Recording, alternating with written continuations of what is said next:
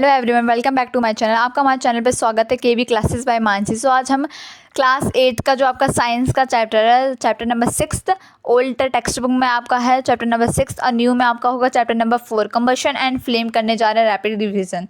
इसका ऑलरेडी जो आपका चैप्टर है वो हमने ऑलरेडी कंप्लीट कर लिया। सो स्टार्ट करते हैं, ठीक है।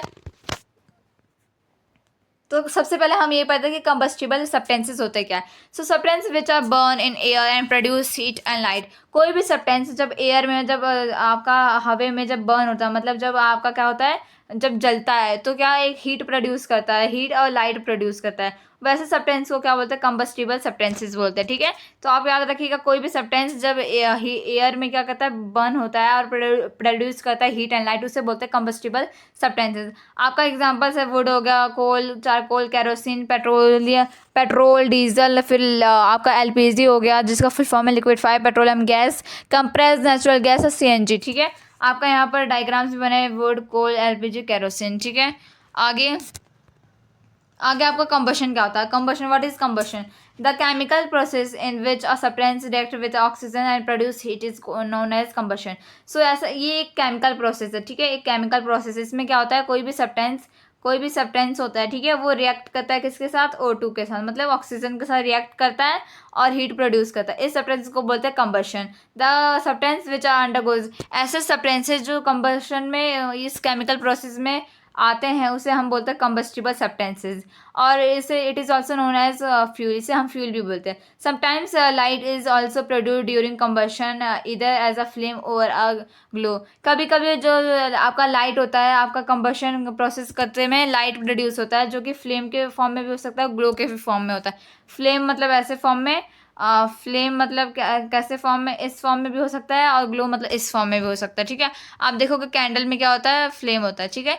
इधर आप देख लेते हैं, जल्दी से आप पढ़ लेते हैं। यहाँ पर आपका एक्टिविटी की है, आपको क्या करना है, एक फिक्स करना है, आपको एक कैंडल फिक्स करना है, ठीक है, टेबल पे, और उसके ऊपर एक ग्लास चिमनी रख लेना है टेबल के ऊपर, मतलब उस टेबल के ऊपर, ठीक है। और फिर क्या करना है, वुडन ब्लॉक्स रख लेना है, ऐसे रखना है कि जो एयर अंदर जा सके, ठीक है। और फिर ऑब्जर्व करना है, फिर नाउ मूव द, फिर आपका ऐसे करना है, फिर आपको ए में भी ऐसे करना है, बी में भी ऐसे करना है। लेकिन आपका पहले वाले में आपको वुड रख देना था, ऊपर कुछ नहीं रखना है, यहाँ पर आपको वुड नहीं रखना है, आपको नॉर्मल इस पर क्या करना है, आपको दोनों जगह ढक देना है, ठीक है। तो आप क्या देखोगे, आप यहाँ ऑब्जर्व करोगी कि जब आपको कुछ जलाते हो, मतलब अगर कोई हीट प्रोड्यूस करना है, अगर आपको हीट प्रोड्यूस करना है तो उसके लिए क्या ज़रूरी है, ऑक्सीजन तो बहुत ज़रूरी है।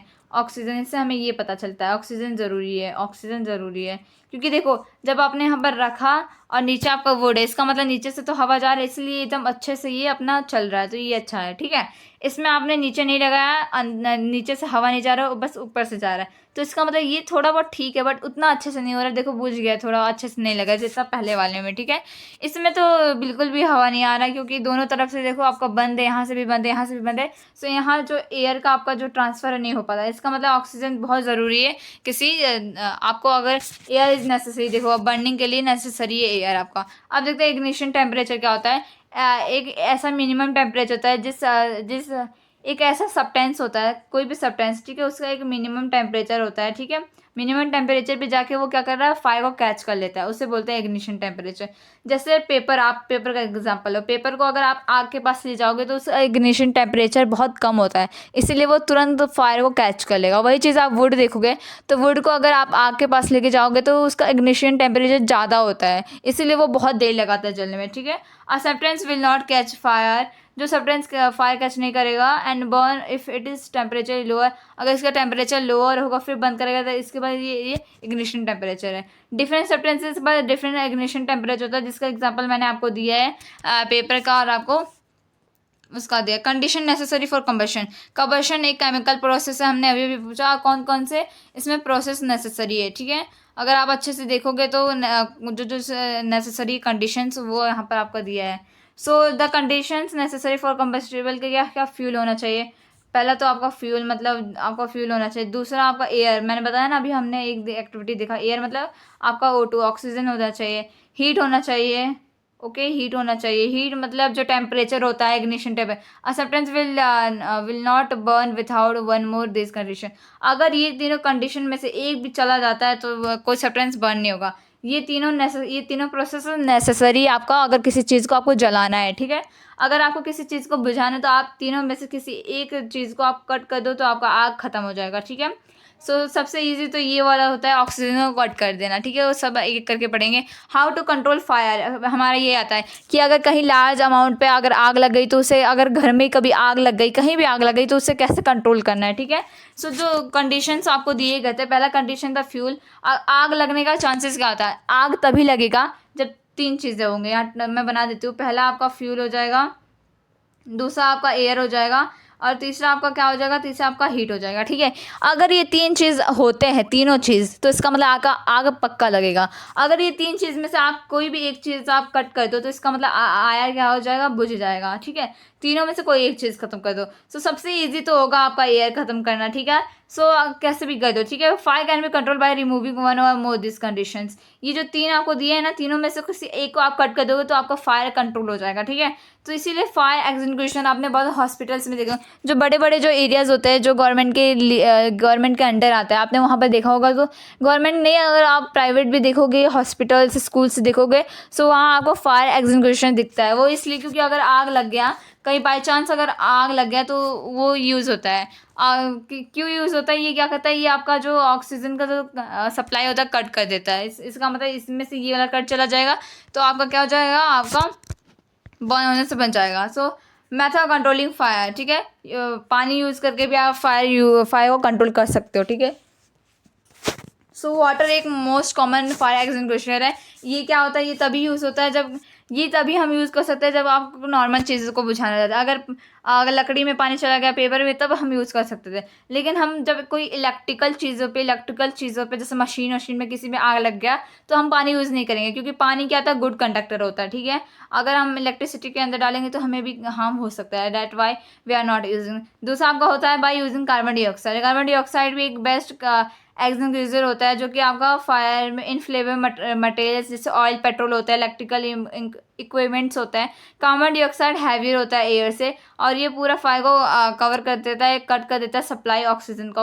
CO2 का ऑक्सीजन क्या करता है, सप्लाई कट कर देता है। CO2 क्या है, ये हाई प्रेशर में इसे क्या किया जाता है, स्टोर किया जाता है सिलेंडर्स में। केमिकल जैसे आपका सोडियम बाइकार्बोनेट हो गया, बेकिंग सोडा हो गया, पोटेशियम बाइकार्बोनेट प्रोड्यूस क्या करता है, carbon dioxide near the fire, ठीक है। आगे आपका टाइप्स ऑफ कंबशन, कितने टाइप्स का कंबशन होता है, तो बेसिकली आपने 3 टाइप का कंबशन होता है, rapid combustion, spontaneous combustion and explosion.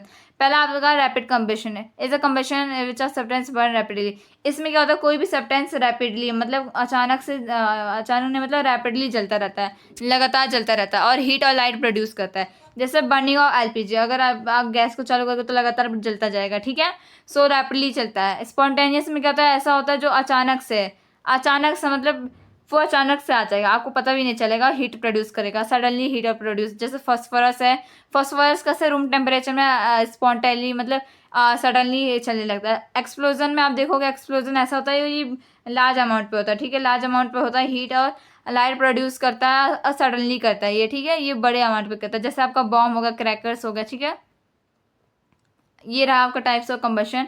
Rapid combustion में ये होता है, स्पॉन्टेनियस कंबशन ये होता है, एक्सप्लोजन ये होता है, ठीक है। आगे है फ्लेम। फ्लेम क्या होता है, फ्लेम मतलब आँच, जैसे आप बताओ। ये एक जोन होता है कंबशन का, जिससे ये जोन, ये कंबशन का एक जोन होता है, कंबस्टिबल जो आपका सब्सटेंस होता है जो कि वेपराइज हो जाता है आपका प्रोड्यूस फ्लेम करते समय, जैसे कैरोसिन हो गया, वैक्स हो गया। कुछ सब्सटेंसेस होता है जो वेपराइज होता है और वो उसका खुद का आपका फ्लेम नहीं होता। जैसे कैंडल आप देखोगे, कैंडल में क्या होता है, कैंडल का खुद का फ्लेम होता है। यहाँ पर आप देख सकते हो इसका फ्लेम है। कोल का भी थोड़ा बहुत फ्लेम है, चारकोल का नहीं है। सो कुछ कुछ होता है जिसमें फ्लेम होता है, कुछ कुछ में नहीं होता, ठीक है। सो यहाँ पर आपको स्ट्रक्चर दिया है, आपको कैंडल का स्ट्रक्चर दिया है, ठीक है। Structure of the candle flame. So ये आपका जो ऊपर वाला एकदम हिस्सा है वो हॉटेस्ट पार्ट है, ये बीच वाला आपका मॉडरेटरी हॉट है, और लास्ट वाला एकदम लीस्ट हॉट। तो स्टार्टिंग वाला आपका आउटर जोन होता है, मिडल जोन होता है और इनर जोन होता है। आउटर जोन होता है नॉन ल्यूमिनियस होता है, मतलब कंप्लीट कंबशन यहाँ पर हो जाता है। इसमें पार्शियल मतलब थोड़ा बहुत होता है, और ये अनबर्नड होता है, ठीक है। अब स्ट्रक्चर ऑफ देख लेते हैं कैंडल फ्लेम का। Outer zone, middle zone, inner zone. ये क्या होता है, कंप्लीट कंबशन होता है, और यहाँ पर जो कलर होता है ब्लू होता है, हॉटेस्ट पार्ट माना जाता है, ठीक है। और मिडल में क्या होता है, ये पार्शियल मतलब थोड़ा बहुत होता है, मॉडिटरी होता है, और इसका जो कलर येलो होता है, और थोड़ा ये लुमिनियस पार्ट होता है फ्लेम का। इनर जोन में क्या होता है, ये अनबर्न्ड वेपर्स होते हैं जो कि फ्यूल का होता है, और इसका कलर ब्लैक होता है, बहुत कम हॉट होता है यहाँ पर, ठीक है। अब देखते हैं टाइप्स ऑफ फ्यूल क्या आता है। सॉलिड फ्यूल होता है, लिक्विड फ्यूल होता है, गैशियस फ्यूल होता है। एग्जांपल में आपका वुड हो गया, कोल हो गया, चारकोल हो गया, लिक्विड में कैरोसिन, पेट्रोल, डीजल हो गया, और गैशियस में आपका होगा CNG, LPG, biogas, hydrogen, okay. So आपका जो मेन कैरेक्टरिस्टिक होता है फ्यूल का, सो क्या होता है, आपका जो होता है, जैसे वो ऑलरेडी अवेलेबल होना, चीप होना चाहिए, ट्रांसपोर्ट होना चाहिए, मॉडिटी हॉट होना चाहिए, ठीक है। सो दैट्स ये आपका कैलोरीफिक वैल्यू क्या होता है, इसका जो एक केजी में कितने अमाउंट आपका फ्यूल बर्न होता है उससे बोलते हैं calorific value. So that's all for today. I hope you enjoyed this video. So bye.